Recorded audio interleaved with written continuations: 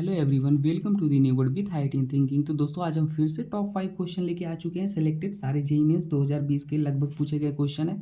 ये सारे अलग अलग वैरायटी के क्वेश्चन है, तो आपके सारे ऑर्गेनिक के कॉन्सेप्ट रिवाइज करा देंगे। टू दी पॉइंट चीज़ें हैं, कम समय में ज़्यादा चीज़ें रिवाइज कराएंगे। तो एज ए स्टूडेंट, जब मैं स्टूडेंट था तो क्या चीज़ें रिक्वायर्ड होती है कि स्टूडेंट को एग्जाम के टाइम में, वही मैं सोच के वीडियो बनाया हूँ। तो आप इसको देखो और सीखो। हम ट्रिक टेक्निक सब क्वेश्चन के थ्रू बात करेंगे। आइए स्टार्ट करते हैं। देखो, पहला क्वेश्चन है, इसमें पूछा था क्या भाई, बेसिक ऑर्डर पूछा था। ठीक है, बेसिक ऑर्डर। आप अगर कभी बेसिक ऑर्डर पूछता है ना, तो आप उसे कई चीज़ें बता सकते हो। जैसे कि देखो, कॉन्सेप्ट ये है कि अगर बेसिक ऑर्डर पूछता है तो जो बेसिसिटी होती है बेसिक ऑर्डर, वो डायरेक्टली प्रोपोर्शनल होती है के बी के, और इन्वर्सली होता है पी के बी के। अब बेसिक ऑर्डर कैसे चेक करते हैं? जहाँ पे नाइट्रोजन पे लोन पेयर की अवेलेबिलिटी बढ़ती है, बेसिक ऑर्डर बढ़ जाएगा। ठीक है, अब लोन पेयर की अवेलेबिलिटी कौन बढ़ाते हैं? जैसे plus I, plus H, plus R. तो जैसे देख लो भाई, यहाँ पर नाइट्रोजन है, ठीक है, लोन पेयर है, यहाँ पर भी है लोन पेयर, ऐसी बात नहीं है। अब देखो, यहाँ पर भी लोन पेयर है और यहाँ पर भी लोन पेयर है।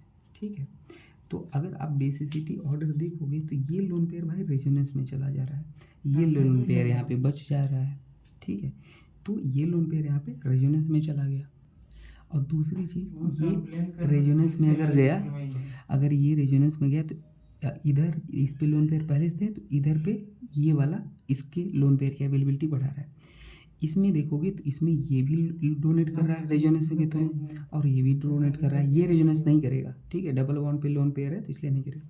तो इस पे दो लोग बढ़ा रहे हैं अवेलेबिलिटी, ये वाले पहले पे था और ये दे रहे हैं, तो लोन पेयर की अवेलेबिलिटी दो बार बढ़ रहा है।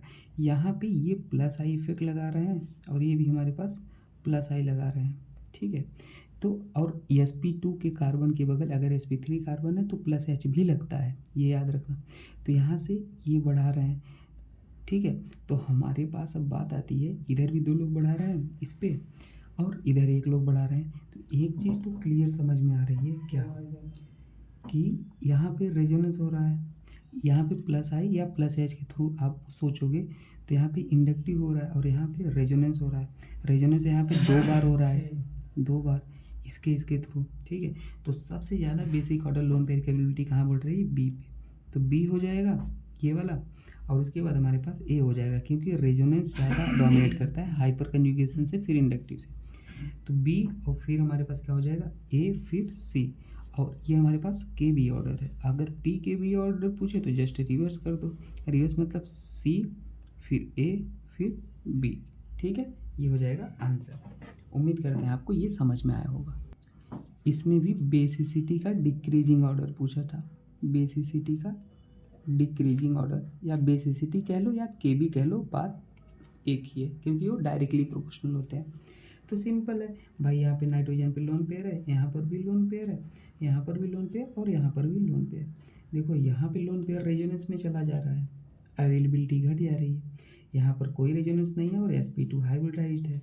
ठीक है, और यहाँ पे ये है sp3 हाइब्रिडाइज्ड, और यहाँ पे इधर भी रेजोनेंस जा रहा है, इधर भी रेजोनेंस जा रहा है। तो सीधी बात है, फ्रीली अवेलेबल लोन पे कहाँ पे सबसे है? लोन पेयर यहाँ पे। तो बेसिसिटी अगर ये है, बी है, ये सी है, ये डी है, तो बेसिसिटी कहाँ का बढ़ रहा है? सी का सबसे ज़्यादा। फिर हमारे पास देखो बी पे, क्योंकि यहाँ पे रेजोनेंस ही नहीं हो रहा है। फिर हमारे पास ए पे, क्योंकि यहाँ पे एक बार रेजोनेंस और यहाँ पे इधर भी दो दो बार घट रहा है। तो ए और फिर डी, तो ये हो जाएगा बेसिसिटी ऑर्डर, के बी ऑर्डर। ठीक है, तीसरा क्वेश्चन देखो, तीसरा वाला है भाई, सिंपल है, बहुत ही सिंपल है। NH2 NaNO2 HCl, या HNO2 भी लिख के आता है। इस HNO2 लिखेगा तो HCl नहीं लिखेगा, कन्फ्यूज मत होना। तो ये क्या करता है, इसको डाइजोनियम साल्ट में कन्वर्ट कर देता है। किसको? N2 + Cl माइनस, और यहाँ पे CH। उसके बाद हमारे पास है CO2 और Cl2 + HCl। तो यहाँ पे हमारे पास क्या हो जाता है, इसको हटाएगा और यहाँ पे हमारे पास Cl को जोड़ देता है। सिंपल, कुछ नहीं, और CH3। अगले स्टेप में हमारे पास क्या है? Cl2 और H/μ। तो ये एलाइल पोजीशन ये है, तो एलाइल पोजीशन पे हमारे पास क्लोरीन को जोड़ देता है, कुछ नहीं करता, सिंपल। तो एलाइल पोजीशन कभी अधिक है और क्लोरीन लाइट के प्रेजेंस में होना चाहिए, तो यहाँ पे क्लोरीन को जोड़ देगा। अगले स्टेप में सोडियम और ड्राई ईथर है, सोडियम ये ऊर्जा रिएक्शन हो जाएगी। ऊर्जा रिएक्शन मतलब कैसे हो जाएगी कि इस वाले क्लोरीन को जोड़ेगा, और इसी को क्यों जोड़ेगा, क्योंकि यहाँ पे स्टेबिलिटी ज़्यादा मिल रही है इसको जोड़ने पे, वहाँ पे जोड़ेगा तो स्टेबिलिटी कम हो जाएगी, तो इस वाले क्लोरीन को हटाएगा, इससे सेम ग्रुप के मॉलिक्यूल को जोड़ देता है। ऊर्जा रिएक्शन क्या होती है मैं समझा देता हूँ।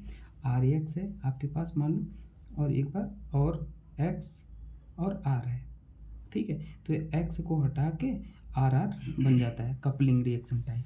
तो बस यहाँ दो हाइड्रोजन को हटाएगा, सोडियम, ये दो मॉलिक्यूल गिवन हुआ है ना, गिवन है सोडियम ड्राई ईथर है, तो इससे हम समझ जाएंगे। तो हमारे पास सिंपली अगर हम बनाना चाहें तो PH ये Cl है, और हमारे पास क्या हो जाएगा, यहाँ से हटा है, ठीक है, तो अब इस कार्बन से हटा है, ठीक है, तो यहाँ से हमारे पास एक CH2 और एक CH2 और आएगा, और साथ में फिर से ये पुराना वाला आ जाएगा Cl, ठीक है, तो यही आंसर हो जाएगा, ठीक है। कपलिंग रिएक्शन मतलब सिंगल कार्बन कार्बन का बॉन्ड बनता है, ठीक है। तो उम्मीद करते हैं समझ में आया होगा। आइए इस क्वेश्चन को सॉल्व करते हैं। देखो यहाँ पे क्या है भाई, यहाँ पे आपको गिवन है एसिटिक एनहाइड्राइड, और किसके प्रेजेंस में, ये वाला सबस्ट्रेट है, तो सिंपली है, कुछ करना है नहीं। देखो ये नाइट्रोजन है, नाइट्रोजन पे लोन पेयर है, लोन पेयर हमेशा इलेक्ट्रॉन रखता है, इलेक्ट्रॉन मतलब नेगेटिव चार्ज, और कार्बोनिल ग्रुप कभी भी दिख जाता है तो यहाँ पे पॉजिटिव होता है, यहाँ पे नेगेटिव। ये इलेक्ट्रोफिलिक सेंटर है, ये न्यूक्लियोफिलिक। इलेक्ट्रोफिलिक मतलब कार्बन लेस इलेक्ट्रोनेगेटिव है तो इसलिए पॉजिटिव, ऑक्सीजन मोर इलेक्ट्रोनेगेटिव है इसलिए नेगेटिव। ये लोन पेयर यहाँ पे अटैक करेगा क्योंकि नेगेटिव चार्ज, और ये ओपन होगा और ये नेगेटिव वापस आता है, और ये लिविंग ग्रुप का काम करता है, बाहर निकाल देगा। तो अपने पास क्या बन जाएगा, ये, और यहाँ पे NH, और हमारे पास CO और CH3 जो ये था इसको हमने बना लिया। कोई कहेगा सर यहाँ से लोन पेयर गया, पॉजिटिव चार्ज आया होगा, और तो आपने उसको कहाँ ले गए, तो वर्कअप हो जाता है दोस्तों, पॉजिटिव आया होगा फिर -H+ निकल जाता है तो न्यूट्रल हो जाता है, नेगेटिव पॉजिटिव हो के न्यूट्रल हो जाता है, तो ऐसे, ठीक है।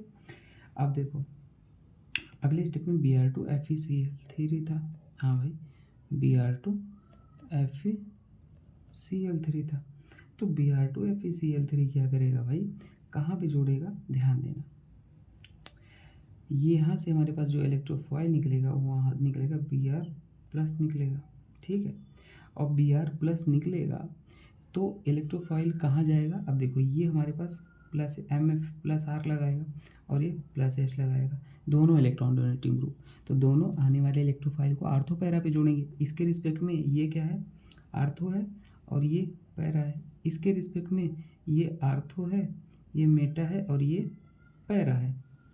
तो भाई कहाँ पे जुड़ना चाहेगा Br यहाँ पे जुड़ेगा, यहाँ पे क्यों नहीं जुड़ेगा, क्योंकि यहाँ पे 2 बार इलेक्ट्रॉन डेंसिटी बढ़ रही है, 2 ग्रुप।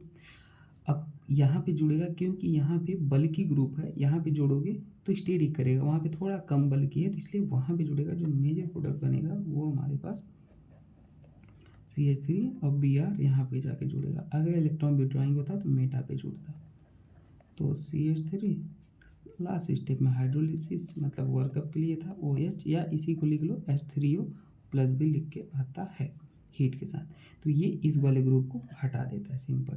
तो फिर से NH2 उसको NH2 में कन्वर्ट कर देगा, ठीक है, ये बात आप याद रख लेना। आइए इस क्वेश्चन को करते हैं, लास्ट वाला क्वेश्चन है भाई, बहुत ही अच्छा क्वेश्चन है। इसमें भी हमारे पास क्या पूछा था, बेसिसिटी Kb का ऑर्डर पूछा था और बेसिसिटी का ऑर्डर पूछा था। बहुत ही अच्छा क्वेश्चन है, ये बार बार क्वेश्चन पूछे जा रहे हैं, देख रहे हो कितनी बार पूछा जेईई में, इसमें 2020 में ही।